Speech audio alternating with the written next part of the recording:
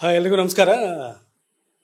ರಾಜಕಾರಣ ಸಂದರ್ಶನ, ಬೇರೆ ಬೇರೆ ಸಂದರ್ಶನ ನಮ್ಮ ಚಾನಲ್ ನೋಡ್ತಿರ್ತೀರಿ. ಸೊ ಇದು ರಾಜಕಾರಣ ಸೇರಿದಂತೆ ಎಲ್ಲ ರೀತಿಯ ಸಂದರ್ಶನ ಒಂದು ಡಿಫ್ರೆಂಟ್ ನನಗೊಂದು ಅವಕಾಶ. ನಮ್ಮ ಜೊತೆ ಈಗ ನಟ ಜೊತೆಗೆ ರಾಜಕಾರಣಿ ಅಂತ ಹೇಳಲ್ಲ, ಯಾಕಂದ್ರೆ ರಾಜಕಾರಣಿ ಅಂತ ಅವ್ರು ಒಪ್ಕೊಳ್ಳಲ್ಲ. ಸಮಾಜದಲ್ಲಿ ಸಮಾಜ ಎಲ್ಲರೂ ಒಂದೇ ಇಲ್ಲಿ ಅಂತ ಮೊದಲು 5 ವರ್ಷದ ಹಿಂದೆ ಅವ್ರನ್ನ ಕಾಂಗ್ರೆಸ್ ಅನ್ನೋರು, ಈಗ ಬರ್ತಾವ್ರ ಬಿಜೆಪಿ ಕಾಂಗ್ರೆಸ್ ಏನು ನನಗೆ ಯಾರು ಅಂತ ಕನ್ಫ್ಯೂಸ್ ಆಗ್ಬಿಟ್ಟಿದ್ದಾರೆ. ಸೊ ನಿಮ್ ಜೊತೆ ಚೇತನ್ ಸರ್ ಇದಾರೆ. ಹಾಯ್ ಸರ್, ನಮಸ್ಕಾರ. ನಮಸ್ಕಾರ. ಆ ದಿನಗಳು ಚೇತನ್, ಮೈನಾ ಚೇತನ್ ಸಿನಿಮಾಗಳು ಬಂದಾಗ ಚೇತನ್ ಅವ್ರನ್ನ ಎಲ್ಲರೂ ಒಂದು ರೀತಿ ಇಷ್ಟಪಡೋದು. ಬಟ್ ಸಮಾಜದಲ್ಲಿ ಹೋರಾಟಕ್ಕೆ ಕಾಲಿಟ್ರಿ, ಬಹಳಷ್ಟು ಚರ್ಚೆಗಳಿಗೆ ಕಾರಣ ಆಗಿದ್ರಿ.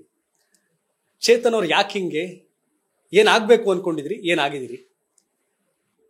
ನಾನು 18 ವರ್ಷದ ಹಿಂದೆ ಕರ್ನಾಟಕಕ್ಕೆ ಬಂದಾಗ ರಂಗಭೂಮಿ ಮುಖಾಂತರ, ಕಲೆಯ ಮುಖಾಂತರ ಬದಲಾವಣೆ ಅಂತ ನಿರೀಕ್ಷೆ ಮಾಡಿದ್ರು. ಇವಾಗ ಜನ ಕಲೆ ಅಂದಾಗ ಒಂದು ಮನೋರಂಜನೆ ಅನ್ಬೋದು, ಸಿನಿಮಾ ಅಂದ ಕಲೆ ಅಂದ ಒಂದು ವ್ಯಾಪಾರ ಅನ್ಬೋದು. ಬಟ್ ನಾನು ರಂಗಭೂಮಿ ಮುಖಾಂತರ ಒಂದು ಬದಲಾವಣೆ ಅಂತ ನಾನು ಒಂದು ಸ್ಕಾಲರ್ಶಿಪ್ ತೊಗೊಂಡು ಬಂದಿದ್ದೆ. ಬೈ ಚಾನ್ಸ್ ನನಗೆ ಸಿನಿಮಾ ಅವಕಾಶ ಸಿಕ್ತು. ಸಿನಿಮಾ ನಡೀತಿರುವಾಗ ನಾನು ಸಮಾಜ ಸೇವೆ ಮಾಡ್ತಾ ಇದ್ದೆ. ಬಟ್ ನನಗೆ ಚಳುವಳಿ ಅನ್ನೋದು ನನಗೆ ಪರಿಚಯ ಇರಲಿಲ್ಲ. ಚಳುವಳಿ ಅನ್ನೋದು ನನಗೆ ಪ್ರಪಂಚ ಗೊತ್ತಿರಲಿಲ್ಲ. ನಾನು ಏನಾದ್ರು ಮಾತಾಡಿದ್ರೆ ಜನ ಎಲ್ಲೋ ಒಂದ್ ಕಡೆ ಏನೇನೋ ಹೇಳ್ತಾ ಇದ್ದಾನೆ. ನನಗೂ ಕೂಡ ಅಮೆರಿಕಾಯಿಂದ ಬಂದಿದ್ರೆ ಎಲ್ಲೋ ಒಂದ್ ಕಡೆ ನನ್ನ ಸಿದ್ಧಾಂತಗಳು ಒಪ್ಪಿಗೆ ಇಲ್ಲ ಅನ್ಕೊಂಡಿದ್ದೆ. ನಂದೇ ಸರಿ ಇಲ್ಲ ಅನ್ಕೊಂಡಿದ್ದೆ. ಆಮೇಲೆ ಹೋಗ್ತಾ 2011 ಆಂಟಿ ಕರಪ್ಷನ್ ಹೋರಾಟ, 2012 ಎಂಡೋಸಲ್ಫಿನ್ ಹೋರಾಟದ 90 ಕೋಟಿ ನಾವು ಇದನ್ನ ಮಾಡಿಸಿದ್ವಿ 2013 ಅಷ್ಟೊತ್ತಿಗೆ. ಆಮೇಲೆ 2013 ಮೈನಾ ಆದ್ಮೇಲೆ ನನಗೆ ಈ ಚಳುವಳಿಯ ಪ್ರಪಂಚ ಹತ್ರ ಆಯ್ತು. ಆಮೇಲೆ ಗೊತ್ತಾಯ್ತು ನನ್ನಲ್ಲಿ ತಪ್ಪಿಲ್ಲ, ಈ ವ್ಯವಸ್ಥೆಯ ಅಸಮಾನತೆಯ ಕೂಪ ಅನ್ನೋದು ವ್ಯವಸ್ಥೆಯಲ್ಲಿ ತಪ್ಪಿದೆ. ಸೊ ನಾನು ಅದನ್ನ ಮುಖಾಂತರ ಒಂದು ಚಳುವಳಿಯಲ್ಲಿ ಇವತ್ತು ನಡೀತಾ ಇದೆ. ಆದ್ರೆ ಚಳುವಳಿನಲ್ಲಿ ಇವತ್ತು ದುಡ್ಡಿಲ್ಲ. ಚಳುವಳಿ ಇವತ್ತು ನಮ್ಮ ಸಮಾನತೆಯ ಚಳುವಳಿನಲ್ಲಿ ಪ್ರಚಾರ ಇಲ್ಲ. ಸಮಾನತೆಯ ಚಳುವಳಿಯಲ್ಲಿ ಭೂಮಿ ಇಲ್ಲ, ಮಾಧ್ಯಮ ಶಕ್ತಿ ಇಲ್ಲ, ಸಮಾಜ ಸೇವೆ ಒಂದು ಸೆಲೆಬ್ರಿಟಿಗಳಿಲ್ಲ. ಸೊ ಆಗ ರಾಜಕೀಯ ಅಸ್ತಿತ್ವ ಬಿಡಿ, ಅದಿಲ್ವೇ ಇಲ್ಲ. ಸೊ ಆ ಕಾರಣಕ್ಕೆ ಮೂಲೆ ಗುಂಪಾಗಿ ತಳಮಟ್ಟದಲ್ಲಿದೆ. ಅದನ್ನ ಬೆಳೆಸ್ಬೇಕು. ಬಹುಶಃ ಶಿವಕುಮಾರ್ ಅವರೇ, ನನಗೆ ಸಿನಿಮಾಗಿಂತ ನನಗೇನಾದ್ರು ಚಳುವಳಿ ಮೊದಲೇ ಪರಿಚಯ ಆಗಿದ್ರೆ ಸಿನಿಮಾಗೆ ಸೇರ್ತಿರಲಿಲ್ಲ, ಚಳುವಳಿಗೆ ಸೇರ್ತಾ ಇದ್ದೆ. ಬಹಳ ಆಶ್ಚರ್ಯ.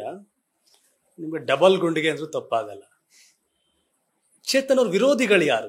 ಮೊದಲು ಬಿಜೆಪಿ ವಿರೋಧ ಮಾಡ್ಬೇಕಾದ್ರೆ ಕಾಂಗ್ರೆಸ್ ಅವರು ಅನ್ನೋರು, ಕಾಂಗ್ರೆಸ್ ಅವರು ಸಹ ಹಾಕೊಂಡು ಅವರ ತಪ್ಪುಗಳನ್ನ ಎಳೆಯಾಗಿ ಬಿಚ್ಚಿಟ್ಟು ಇದ್ ಮಾಡ್ತಾ ಹೋರಾಟ ಕೊಡ್ತಾ ಬಂದ್ರಿ. ಚೇತನ್ ಅವ್ರನ್ನ ಯಾವುದು ಅಂತ ಬ್ರ್ಯಾಂಡ್ ಮಾಡಿದಾರೆ. ಈಗ ಏನ್ ಬ್ರ್ಯಾಂಡ್ ಏನು? ಸಮಾನತಾವಾದಿ, ಸಮಾಜ. ನಾವು ಯಾವುದೇ ಜಾತಿ, ಲಿಂಗ, ವರ್ಗ, ಧರ್ಮ, ದೇಶ ಕೊಟ್ಟಿರ್ಬೋದು, ಅದು ಯಾವುದು ನಮ್ಮ ಆಯ್ಕೆ ಆಗಿರಲಿಲ್ಲ. ಅದು ಬೈ ಚಾನ್ಸ್. ಅದು ಆದ್ರೆ ಬೈ ಚಾಯ್ಸ್ ನಾವೇನಾಗ್ತೀವಿ ಅದು ನಮ್ಮತನ. ಬೈ ಚಾಯ್ಸ್ ಅನ್ನೋದು ನಾನೊಬ್ಬ ಸಮಾನತಾವಾದಿ. ಎಲ್ಲಾ ಮನುಷ್ಯರು ಹುಟ್ಟಾಗ ಸರಿ ಸಮಾನರು, ಆದ್ರೆ ಹುಟ್ಟದ ಮೇಲೆ ಎಲ್ಲರಿಗೂ ಸರಿ ಸಮಾನದ ಅವಕಾಶ ಸಿಗಲ್ಲ. ನನ್ನಂತೂ ಜಾಸ್ತಿ ಸಿಕ್ಕಿದೆ, ಆರ್ಥಿಕವಾಗಿ, ಜಾತಿಯಿಂದ, ಶೈಕ್ಷಣಿಕವಾಗಿ, ಮತ್ತೆ ಸಿನಿಮಾದ ಬೇರೆ ಬೇರೆ ರೀತಿಯಲ್ಲಿ ಜಾಸ್ತಿ ಸಿಕ್ಕಿದೆ. ಎಲ್ಲರಿಗೂ ಸರಿ ಸಮಾನದ ಅವಕಾಶಗಳು, ಘನತೆ, ಆರ್ಥಿಕತೆ ಕಟ್ಟೋ ಕನಸುಗಾರ ನಾವು. ಸೊ ಆ ಕಾರಣಕ್ಕೆ ಒಂದು ಸಮಾಜ, ನಮಗೆ ಯಾವ ಒಂದು ಪಕ್ಷ ವಿರೋಧ ಅಲ್ಲ, ಯಾವ ಒಂದು ಜಾತಿ ವಿರೋಧ ಅಲ್ಲ, ಯಾವ ಒಂದು ಲಿಂಗ ಅಥವಾ ಯಾವ ಒಂದು ಭಾಷೆ ವಿರೋಧ ಅಲ್ಲ, ನಮಗೆ ಧರ್ಮ ವಿರೋಧ ಅಲ್ಲ. ನಮ್ಮ ವಿರೋಧ ಇಡೀ ಭೇದ ಭಾವನೆಯ ವ್ಯವಸ್ಥೆ, ಈ ಅಸಮಾನತೆಯ ವ್ಯವಸ್ಥೆ ನಮ್ಮ ವಿರುದ್ಧ. ಅದಕ್ಕೆ ಬಾಬಾ ಸಾಹೇಬ್ರ ತಂದೆ ಪೆರಿಯಾರ್ ನಮ್ಮ ಮಾರ್ಗದರ್ಶಕರು, ದೇಶ ನಿರ್ಮಾಣ ಮಾಡಿರೋರು.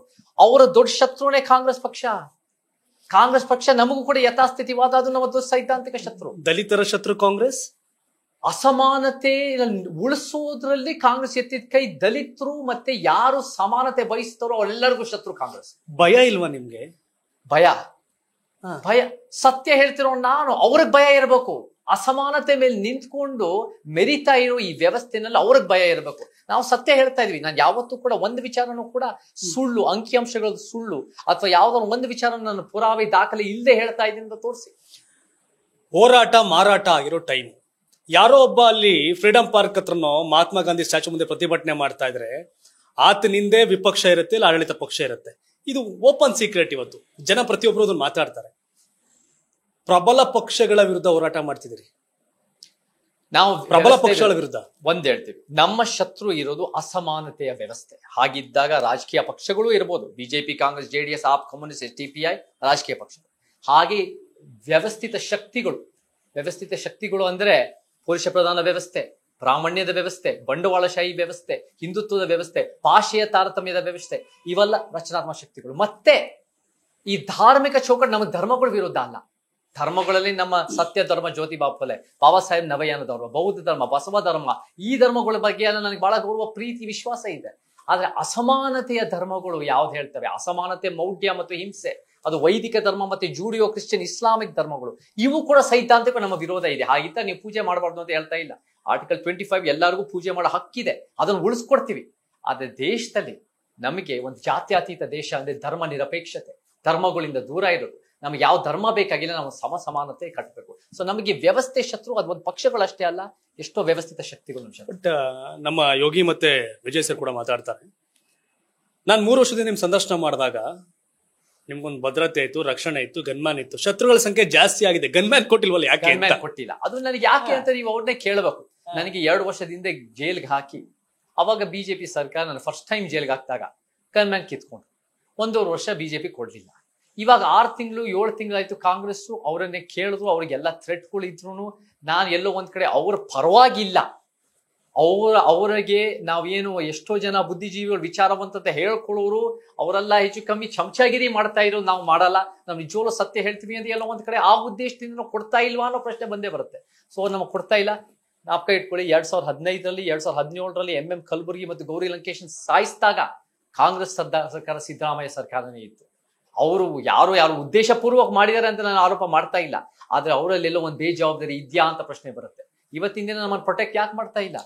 ಪ್ರಜಾಪ್ರಭುತ್ವ ಎತ್ತಿಟ್ಟಿರೋ ನಾವು ಪ್ರಾಮಾಣಿಕ ಹೋರಾಟಗಾರರು ಅರ್ಥ ಮಾಡ್ಕೋಬೇಕಾಗತ್ತೆ. ಹಾಗಾದ್ರೆ ಹೋರಾಟ ಯಾರ್ದೋ ಒಬ್ರು ವೆಪನ್ ಆಗ್ಬಾರ್ದು, ಹೋರಾಟ ಪಕ್ಕಾ ಇದಾಗ ಇವೆಲ್ಲ ಫೇಸ್ ಮಾಡ್ಬೇಕಾಗತ್ತೆ. ಇವೆಲ್ಲ ನಿಜವಾಗ್ಲೂ ನೀವು ಬುದ್ಧ, ಬಸವ, ಅಂಬೇಡ್ಕರ್ ಅಂತ ಬಹಳ ಜನ ಹೇಳ್ಬೋದು. ಇವತ್ತಿನ ದಿನ ನಿಜವಾಗ್ಲೂ ಶರಣ ತತ್ವವನ್ನು ಮುಂದುವರಿಸ್ತಾ ಇದ್ರೆ, ಅಂಬೇಡ್ಕರ್ ತತ್ವ, ಪೆರಿಯಾರ್ ತತ್ವ, ಕುವೆಂಪು ತತ್ವವನ್ನು ಮುಂದುವರಿಸ್ತಾ ಇದ್ರೆ ನೀವು ಜೈಲ್ಗೆ ಹೋಗಕ್ ಮಾಡ್ತಾರೆ, ನಿಮ್ಗೆ ಬೆದರಿಕೆ ಬರುತ್ತೆ, ನಿಮ್ಮನ್ನ ಕೆಟ್ಟರ್ ಮಾಡ್ತಾರೆ, ನಿಮಗೆ ಬೈಗಳ ಮಾಡ್ತಾರೆ, ನಿಮಗೆ ಎಲ್ಲೋ ಒಂದ್ ಕಡೆ ನೀವು ಹೇಳೋದು ಹುಚ್ಚತನ ಅಂತ ಹೇಳ್ತಾರೆ. ಆದ್ರೆ ಇದೆಲ್ಲ ಫೇಸ್ ಮಾಡ್ಬೇಕು. ಅವರ ಕಾಲಘಟ್ಟದಲ್ಲಿ ಅವರೆಲ್ಲ ಫೇಸ್ ಮಾಡಿದ್ದಾರೆ. ನಾವು ಒಂದು ಅಳಿಲ್ ಸೇವೆ ರೀತಿ ಅವ್ರ ವಿಚಾರನ ಮುಂದುವರಿಸ್ತಾ ಇದೀವಿ. ಬಟ್ ನಮಗೂ ಕೂಡ ಫೇಸ್ ಆಗ್ತಾ ಇದೆ, ಯಾಕಂದ್ರೆ ಆ ಸಿದ್ಧಾಂತದ ಮುಖಾಂತರ ನಾವು ಮುಂದುವರಿಸ್ತಾ ಇದೀವಿ. ಸೊ ಇದೆಲ್ಲ ಸಹಜ, ಇದೆಲ್ಲ ಬಂದೇ ಬರುತ್ತೆ ಅಂತ ನನ್ಗೆ ಗೊತ್ತಿತ್ತು, ಇದೆಲ್ಲ ಬರ್ತಾ ಇದೆ. ಬಟ್ ಒಂದೇನು ನಾನು ಕ್ಲಿಯರ್ ಚೇತನ್ ಅವರ ವಿಚಾರಗಳು ಮತ್ತೆ ಹೋರಾಟ ಇವೆಲ್ಲವನ್ನು ನೋಡಿದಾಗ ಚೇತನ್ 100% ಕರೆಕ್ಟ್ ಶಿವು ಕಡೆಯಿಂದ, ಅದು ಓಪನ್ ನಾನು ಹೇಳ್ತೀನಿ. ಯಾಕಂದ್ರೆ ದೊಡ್ಡ ಗುಣ. ಆದರೆ ಕಾಂಗ್ರೆಸ್, ಬಿಜೆಪಿ, JDS ಎಲ್ಲರೂ ಅದೇ ಆದಾಗ ಆಲ್ಟರ್ನೇಟಿವ್ ಯಾರು, ಆಯ್ಕೆ ಯಾರು ಜನಕ್ಕೆ? ಮತ್ತೆ ಆಲ್ಟರ್ನೇಟಿವ್ ಕಟ್ಟಬೇಕು ನಾವು ಶಿವಕುಮಾರ್ ಅವರೇ. ಆಲ್ಟರ್ನೇಟಿವ್ ಆಕಾಶದಿಂದ ಎಲ್ಲೋ ಒಂದ್ ಕಡೆ 5 ವರ್ಷಕ್ಕೊಂದ್ಸಲಿ ಬಿದ್ದ್ಬಿಡುತ್ತೆ. ನಾವೆಲ್ಲೋ ಒಂದ್ ಕಡೆ ಉತ್ತಮ ಈಕಿಯಾ, ಉತ್ತಮ ಆಕಿಯಾ ಅಂತ ಮಾಡ್ಕೊಂಡು ನಗೆ ಪಾಠ ಆಗಕ್ಕಾಗಲ್ಲ. ಬಹಳ ಮುಖ್ಯವಾಗಿ ನೀವೇನ್ ಮಾಡ್ಬೇಕು ಅಂದ್ರೆ, ಒಂದು ರಾಜಕೀಯ ಚಳವಳಿ ಆಗ್ಬೇಕು ಅಂದ್ರೆ, ಒಂದು ಸಾಮಾಜಿಕ ಚಳವಳಿ ಆಗ್ಬೇಕು. ಅದಕ್ಕೆ ಒಂದು ಮಾನಸಿಕ ಯೋಚನೆಗಳು ಬರ್ಬೇಕು. ಈ ಸಿದ್ಧಾಂತ, ಈ ದೃಷ್ಟಿಕೋನದಿಂದ ನೋಡ್ಬೋದು. ಸಮಾಜದ ದೃಷ್ಟಿಕೋನದಿಂದ ನೋಡಬೇಕು ಅಂದ್ರೆ ಎಲ್ಲಾ ಮಟ್ಟದಲ್ಲಿ, ಊರಲ್ಲಿ 224 ಕ್ಷೇತ್ರದಲ್ಲಿ ಹರಡಿಸ್ಬೇಕು. ಹೋರಾಟ, ಚಳವಳಿ, ಸಂಘಟನೆ ಮುಖಾಂತರ ಕಟ್ಟಬೇಕು. 1 ತಲೆಮಾರಲ್ಲ, 2ನೇ ತಲೆಮಾರು ತಯಾರಾಗಬೇಕು. ಅವಾಗ ನಾವು ದೊಡ್ಡ ಮಟ್ಟಕ್ಕೆ ಒಂದು ರಾಜಕೀಯವಾಗಿ ಒಂದು ಶಕ್ತಿಯಾಗಿ ಮಾಡ್ಬೋದು. ಅದು ಇದ್ದಕ್ಕಿಂದದೇ ಆಗೋಲ್ಲ. ಸಿನಿಮಾದಲ್ಲಿ ಒಂದ್ ರಾತ್ರಿನಲ್ಲಿ ಒಂದು ಒಳ್ಳೆ ಸಿನಿಮಾ ಕೊಟ್ರೆ, ಒಂದ್ ರಾತ್ರಿ ಹಿಟ್ಟಾಗಿ ಎಷ್ಟೋ ಕೋಟಿ ದುಡ್ಡು ಮಾಡ್ಕೋಬಹುದು ಎಷ್ಟೋ ದಿನಗಳಲ್ಲಿ. ಆದ್ರೆ ಒಂದು ಚಳುವಳಿ ಮಾಡ್ಬೇಕು ಅಂದ್ರೆ ಜೀವ ಪೂರ ಸಾಧನೆ, ಅದ್ ತಲೆಮಾರುಗಳು ಬೇಕು, ಅದೆಷ್ಟೋ ದಶಕಗಳು ಬೇಕು. ನಮ್ಮ ಜೀವಮಾನದಲ್ಲಿ ಆಗತ್ತೋ ರಾಜಕೀಯವಾಗಿ ನನಗೆ ಗೊತ್ತಿಲ್ಲ. ಬಟ್ ಆ ಪಾಯ ನಾವು ಇಟ್ಟೋಗ್ತೀವಿ. ಅದರ ನಂತರ ನಾವ್ ಹೆಂಗ್ ಮಾಡ್ಬೇಕು ರಾಜಕೀಯವಾಗಿ ಆಲೋಚನೆ ಮಾಡ್ಬೇಕು. ಬಟ್ ದಿಢೀರ್ ಮಾಡಕ್ಕಾಗಲ್ಲ, ದುಡ್ಕೊಂಡು ಮಾಡಕ್ಕಾಗಲ್ಲ. ಯಾಕಂದ್ರೆ ನಮ್ಗೆ ನಮ್ಗೆ ಬೇಜಾರಿಲ್ಲ. ಆದ್ರೆ ನಮ್ಮ ಸಿದ್ಧಾಂತ ಅದೇ ಸತ್ಯ, ಅದೇ ಪರಿವರ್ತನೆ, ಅದಕ್ಕೆ ಸೋಲಾಗಬಾರ್ದು.